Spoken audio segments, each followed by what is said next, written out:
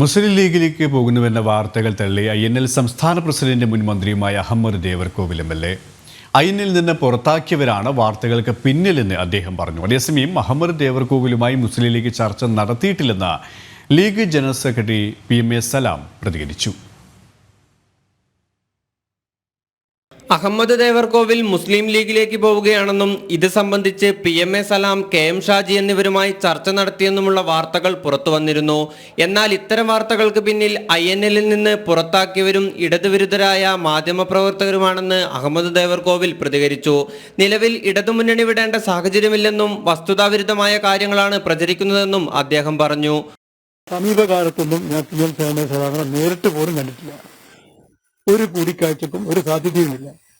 ഒന്ന്, മുസ്ലിം ലീഗിനെ നഖശികാന്തം എതിർക്കുന്ന INL എന്ന് പറയുന്ന രാഷ്ട്രീയ പാർട്ടി പ്രസ്ഥാനത്തിന്റെ സംസ്ഥാന പ്രസിഡന്റാണ് ഞാൻ. കേരളത്തിലെ ഇടതുപക്ഷ ജനാധിപത്യ മുന്നണി ഘടകകക്ഷിയാണ്. ഞാൻ എന്തിനാ അവരോട് സംസാരിക്കണം? ഏറ്റവും വസ്തുതാവിരുദ്ധമായ INL നിന്ന് പുറത്താക്കപ്പെട്ട ചില ആളുകളും INLന്റെ ബദ്ധവൈരികളായ മുസ്ലിം ലീഗും ശത്രുവിന്റെ ശത്രുമിത്രം എന്ന തത്വം ഉപയോഗിച്ചുകൊണ്ട് ഒന്നിച്ചു നടത്തുന്ന എനിക്കെതിരായുള്ള ഒരു പ്രചണ്ഡമായ കള്ളപ്രചാരകരാണ്. അതേസമയം ലീഗ് നേതാക്കൾ അഹമ്മദ് ദേവർകോവിലുമായി ചർച്ച നടത്തിയെന്ന പ്രചാരണം തെറ്റാണെന്ന് ലീഗ് സംസ്ഥാന ജനറൽ സെക്രട്ടറി PMA സലാമും പ്രതികരിച്ചു. അഹമ്മദ് ദേവർകോവിലിനെ കണ്ടിട്ട് മാസങ്ങളായി. ചില ചടങ്ങുകളിൽ MLA-മാരുമായും നേതാക്കളുമായും നടത്തുന്ന സൗഹൃദ സംഭാഷണങ്ങളെ രാഷ്ട്രീയ ചർച്ചകളായി പറയാനാവില്ലെന്നും ലീഗിലേക്ക് ആര് വന്നാലും സന്തോഷമെന്നുമായിരുന്നു PMA സലാമിന്റെ മറുപടി. എൻ്റെ പേര് അതിൽ വരുന്നുണ്ട്. ഞാൻ സത്യത്തിൽ അദ്ദേഹത്തെ കണ്ടിട്ട് തന്നെ മാസങ്ങളായി. കോഴിക്കോട് ഒരു കല്യാണത്തിൽ വെച്ചാണ് ഒരു 5-6 മാസം മുമ്പ് കണ്ടത്. ഇപ്പോൾ സംസാരിച്ചു എന്ന് പറയുന്നതിൽ ഒരർത്ഥമില്ല.